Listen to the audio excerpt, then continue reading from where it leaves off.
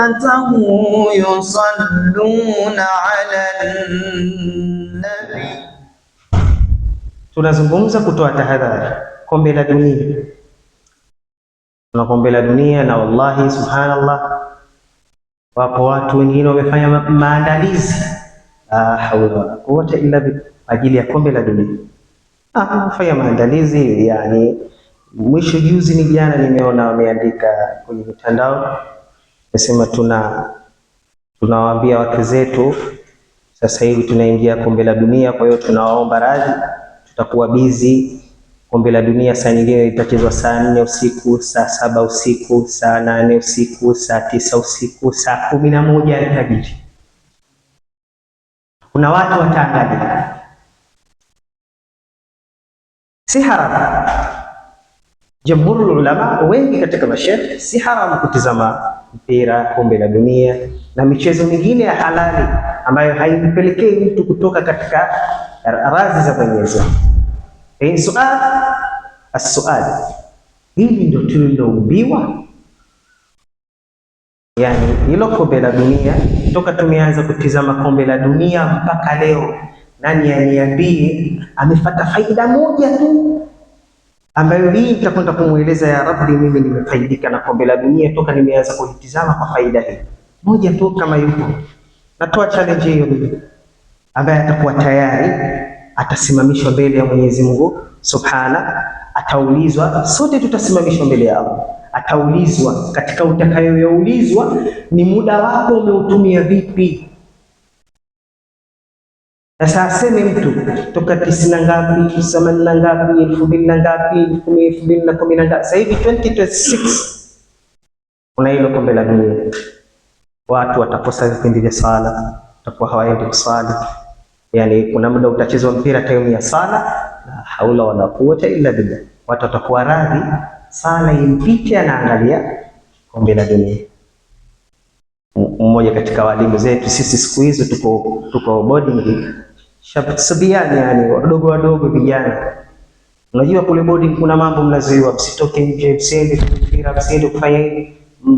Mzee Jumu Mfaki, kama watu wanafahamu sasa hivi, marehemu Allah marehemu, alikuwa anauliza, sasa mkienda kule mkirudi, kuna mtu anaongezeka sikio la tatu, anakuwa na masikio matatu, anaongezeka mikono au miguu, mnaongezeka nini? Alikuwa anauliza hivi. Sisi tulikuwa tunaona kama analeta mzaha. Wallahi anauliza suala al-mantiqiyya, umeongezeka nini? Umekaa umepoteza dakika 90 pale, mbaya zaidi ndani ya muda wa sala. Umekaa umeangalia urudika ufurahi, subhanallah. Kama timu unayotizama imefungwa, ukakasirika, ukahuzunika kiasi kwamba ikakupelekea ikakutoa katika murua wako. Hata watu wakikusemesha utanuna, kama ni mkeo atakuuliza kitu utamkasirikia kwa sababu tu eti timu fulani imecheza imefungwa. Hili silo tuliloumbiwa.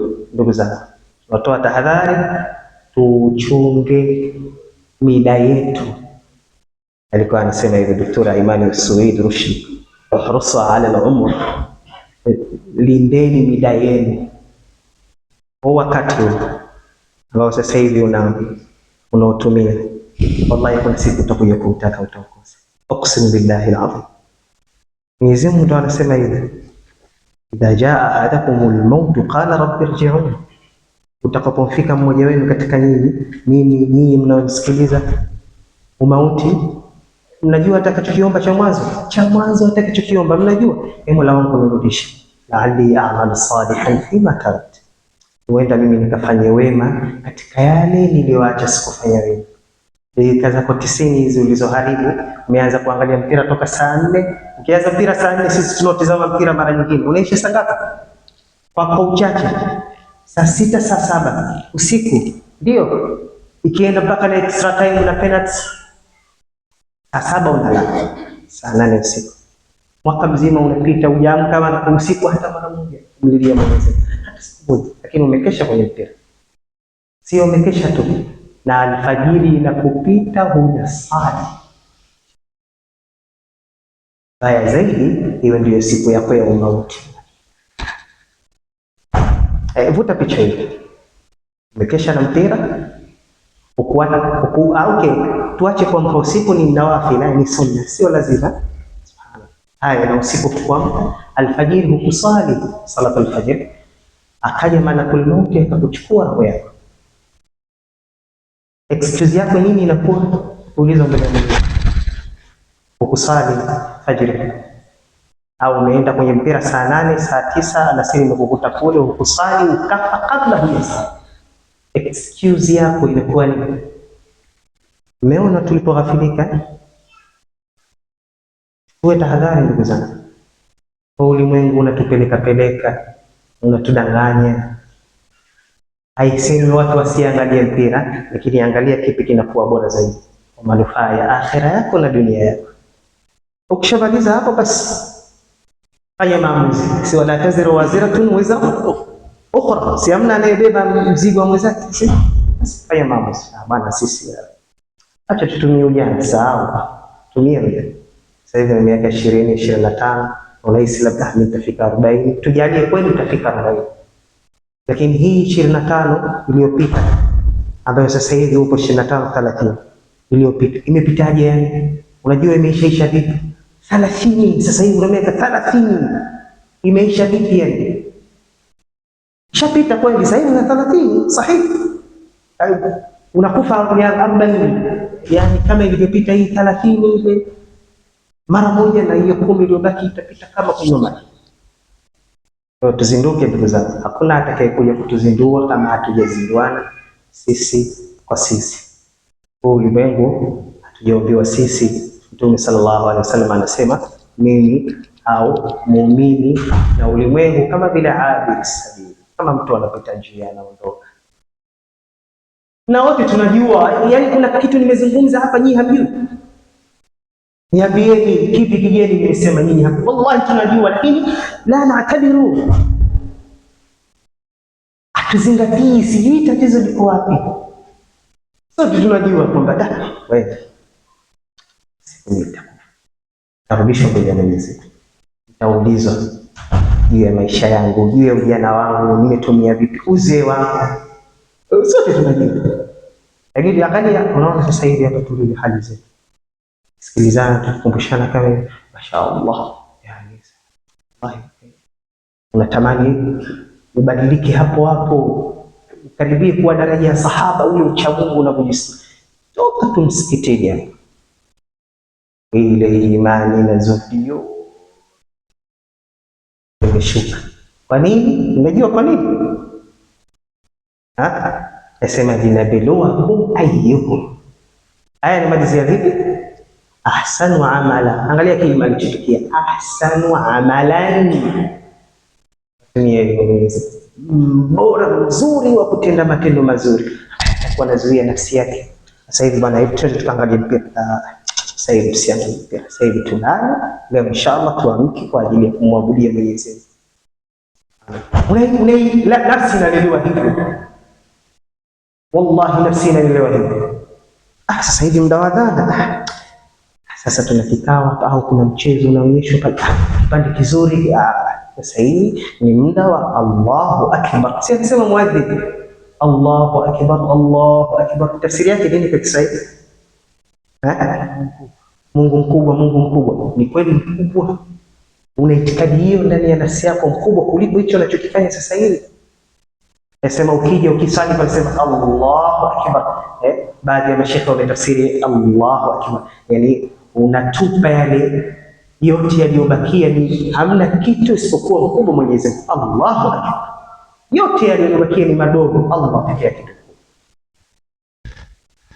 Sasa hivi bwana, wacha tukaangalie, tukacheze drafti, tukacheze karata. Sasa hivi wacha nikakae nikasikilize darasa msikiti fulani, nikasome Qur'an, nafsi na ile ayyukum ahsanu amala. Inataka nafsi hii unashinda. Sasa sisi hatuwezi kujataka. Sema walau aradu al-khuruj la a'addu lahu 'udda, nasema kwenye Qur'an, wangelitaka kweli kutoka katika khairi, kufanya khairati, wallahi wangejiandaa kufanya khairi. Kama mtu anataka kufanya salih kweli, anaiandaa nafsi yake, wallahi ukitaka unafanya. La a'addu lahu 'udda, wangefanya maandalizi. Angalia neno lililokuja, walakin kariha Allahu bi'athahum, Mwenyezi Mungu amechukia kule kutoka kwao, ilikuwa ni aya za jihadi hizi, kachukia Allah. Na wallahi Allah anachukia kwa baadhi yetu sisi, anakujalia hakuwafikishi kwenda kufanya ibada, amechukia. Na wewe ustahiki kupata hii dada unayoipata wale wanaoabudu. Aliulizwa mmoja katika wewe, nini adhabu ya mtu asiyesali? Angalia jawabu alivyojibu, jawabu mubalagha.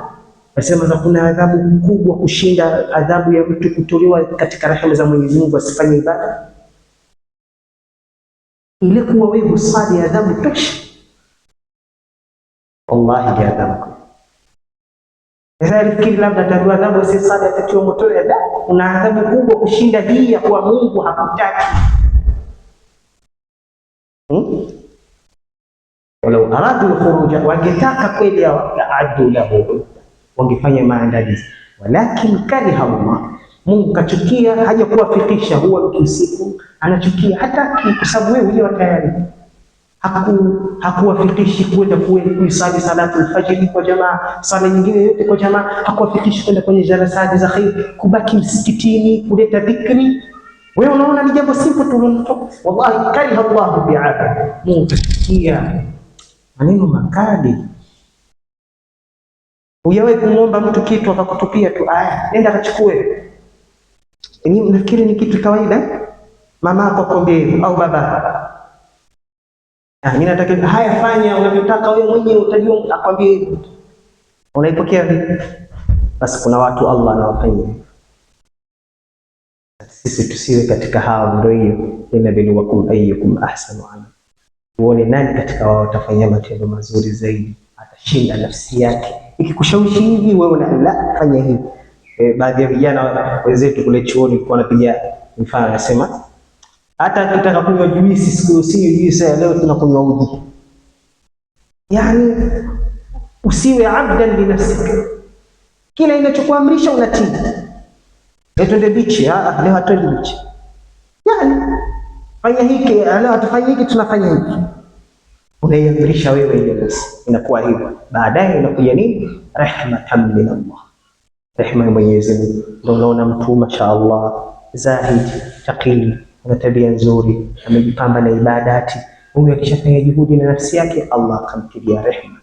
Usijione umekuwa mzuri katika ibada, unafanya vizuri, unaabudia ikhlas, Allah isipo tawfiki yako, ni Allah ametaka wewe.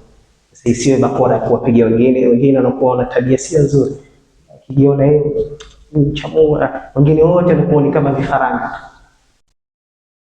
Usifike huko, usiweke daraja hiyo nafsi yako. Kijisi wewe mashaallah, Mwenyezi Mungu akujalia uko katika daraja za watu wa namna hiyo, muombe Allah kudumishe katika hali hiyo, sababu wapo watu wanaanza vizuri alafu wanamaliza vibaya, na wapo watu wanaanza vibaya kisha wanamaliza vizuri. Mwenyezi Mungu atujalie na ndio. Natabia mnasana.